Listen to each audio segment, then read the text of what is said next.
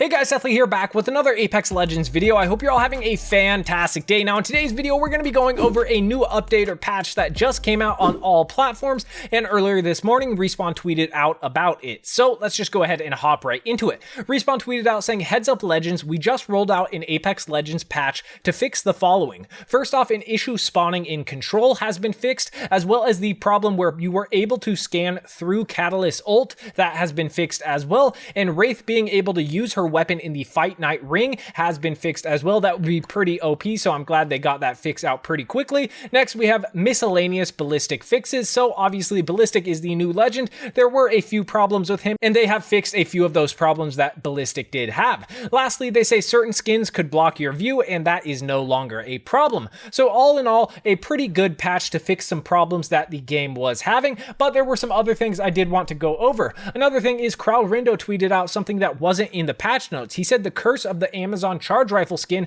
has been fixed and doesn't look the same as the Divine Lance recolor anymore. So apparently those two skins looked similar or were the exact same. Well, that has now been fixed with today's patch. There were also a few other things that were changed that were not listed in the patch notes, but they have been shown off in the dev tracker. So let's go ahead and go over a few things that are labeled as fixed in last patch that I haven't covered before that were actually fixed. Obviously, we have the problem with World's Edge where the sun was too bright when looking at players above you. That has now been fixed. Also, rank displaying total LP incorrectly in lower ranks has been fixed, as well as Wraith in certain conditions when she was downed, she was able to shoot. That has been fixed. And here are some problems with Ballistic that have been fixed that they listed in the patch notes but didn't tell us exactly what those problems were. One was where swapping sling weapons with loot vending machine doesn't update the weapon UI. That has been fixed, as well as another one where when two Ballistics lock each other with the Whistler, weapon and reticles disappear after one of them has unlocked themselves. That has been fixed as well. And the last couple things that have been fixed in the last patch were a problem with Control where players occasionally were unable to spawn on any captured zones beside the dropship.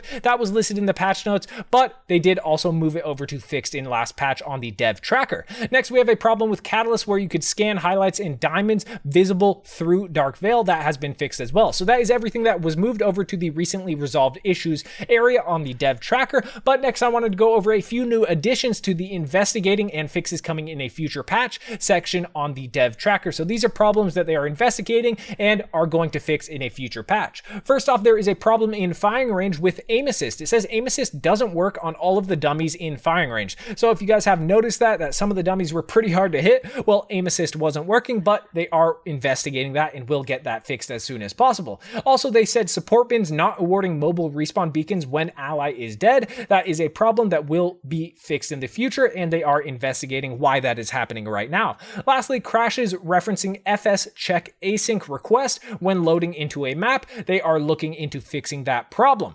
Next, we have the coming in a future patch section. They made a few new additions. First off, it says blank death recap happens when the match ends and player isn't the champion, so they are going to fix that in a future patch. And lastly, they moved something over from the investigating section to the coming in a future patch section, and this is the problem while using DX12 and low detail model settings, scanning a ring console will crash the client. So that fix will come in a future patch, but that is everything they have added to the dev tracker, and I wanted to let you guys know about those. Lastly, there are a few things I did want to cover that we got from Alpha Intel. They tweeted out saying players in the UK, Canada, and Australia and other nations may see the price of Apex coins increase or decrease today. EA is implementing these price changes in a number of their games, including Apex, FIFA, and Battlefield, due to changes in global currency. But this doesn't affect USD or Euro or Yen or the main ones that you guys probably use, so it likely won't affect you, but there is a chance if you use a different type of currency, there will be some increases or decreases in the Apex coin prices.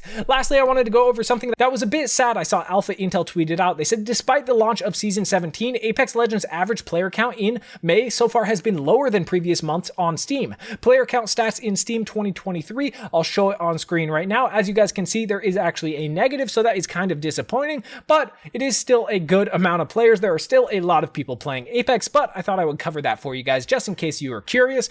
And that's all I have for you guys in this video today. If you guys did enjoy, make sure to hit that like button. It really does help me out a ton. And if you guys haven't hit that subscribe button already, make sure to hit that subscribe button, turn on the notification bell. It is the best way to support me and is completely free. But it's been your boy Seth Lee, and I'm out.